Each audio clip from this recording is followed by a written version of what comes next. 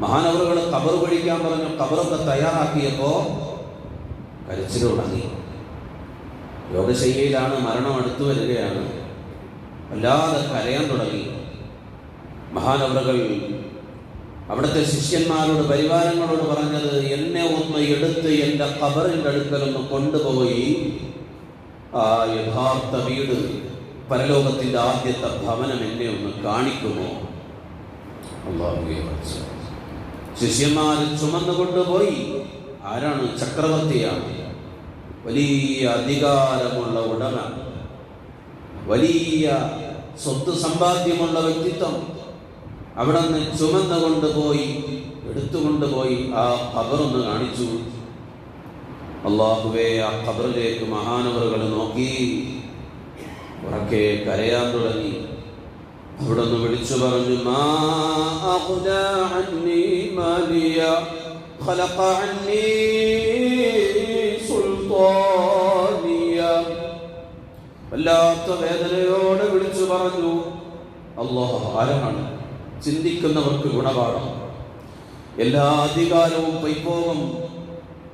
ഒന്നും നമുക്ക് അധികാരമില്ല. നരവരാൻ കൊതിച്ചിരിക്കരുതേ, ഞാനങ്ങ് പ്രായമേറട്ടെ എന്നാഗ്രഹിക്കരുതേ, ഇനിയും കുറച്ചു നാള് ഞാൻ ഓടുമെന്ന് നിശ്ചയിക്കരുതേ. ഒരു വലിയ പകലിന് ഒരു ഇരുളിന്റെ രാത്രി വരും. നീ കിടന്നു പോകും, നീ ഉറങ്ങിപ്പോകും.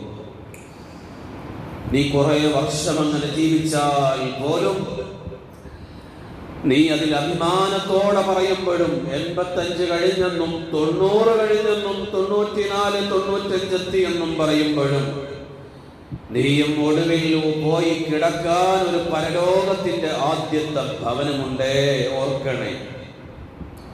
അതോടുകൂടെയാണ് ഒരു കുരുവിക്കുട്ടിയുടെ ചുണ്ടിൽ തട്ടിയ വെള്ളത്തിന്റെ അത്ര പോലുമില്ലാത്ത ഈ ദുനിയാവ് നശ്വരമാണെന്ന് നീ അറിയുന്ന ഒരു നിമിഷമുണ്ട്.